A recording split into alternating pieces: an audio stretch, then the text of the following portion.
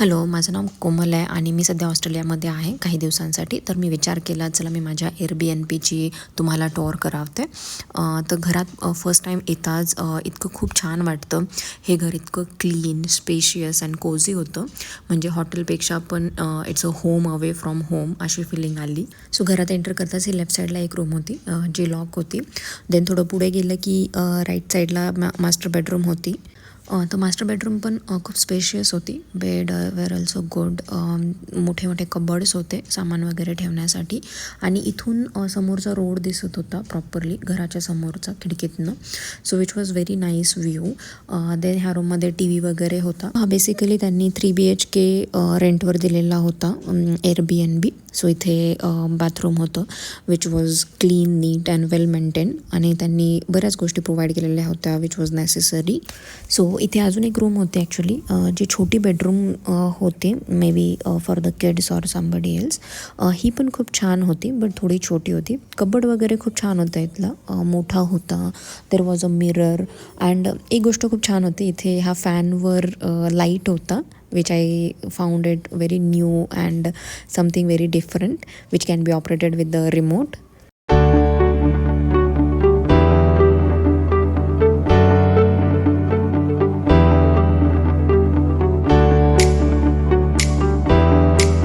So इथून आत गेल्यानंतर डायनिंग एरिया होता जिथं सध्या डायनिंग टेबलवर ह्या लोकांनी मॉनिटर ठेवला होता कामासाठी.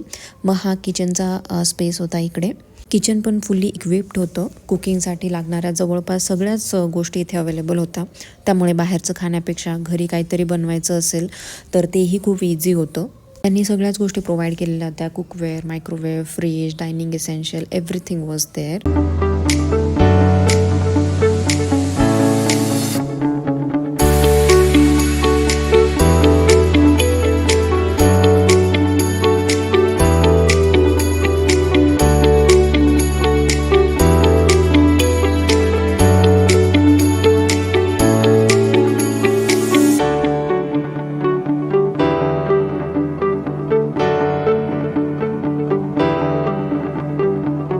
ही लिव्हिंग रूम आहे. मोठ्या विंडोजमुळे नॅचरल लाईट खूप येतो त्यामुळे पूर्ण स्पेस अजूनच ब्युटिफुल दिसतो.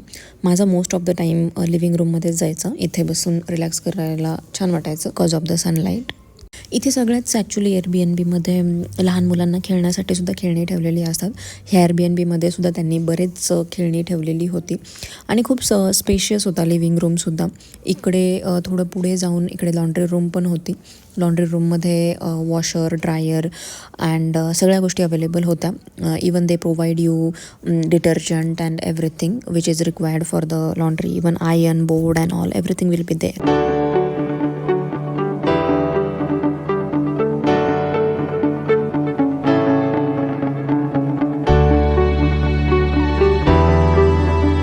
दिस was my actually favourite place outside. इथे खूपच छान असं मागच्या साईडला वरांडा काइंड ऑफ होतं. मस्त बसायला जागा होती. इथे ॲक्च्युली ऑरेंजचं झाड पण होतं.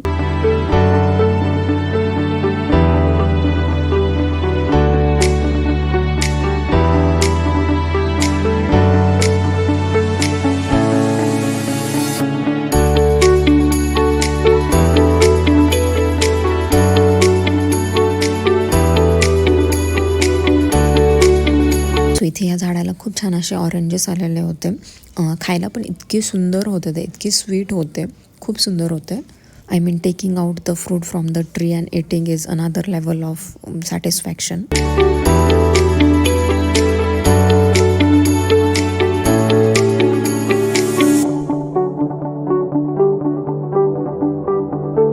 त्यांनी इथे बॅकयार्डमध्ये खूपच छान अशी सिटिंग अरेंजमेंट केली होती.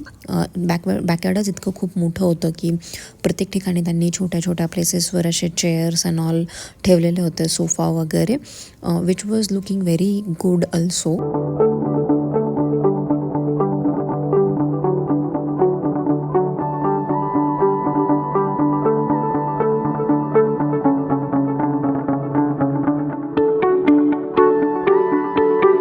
ओव्हरऑल माझा एक्सपिरियन्स खूपच छान होता. जर तुम्ही ऑस्ट्रेलिया ट्रिप प्लॅन करत असाल तर अशा एअरबीएनबीमध्ये स्टे करणं डेफिनेटली कन्सिडर करा. आणि मला कमेंट्समध्ये नक्की सांगा की तुम्ही ट्रॅव्हल करताना एअरबीएनबी प्रेफर करता की हॉटेल.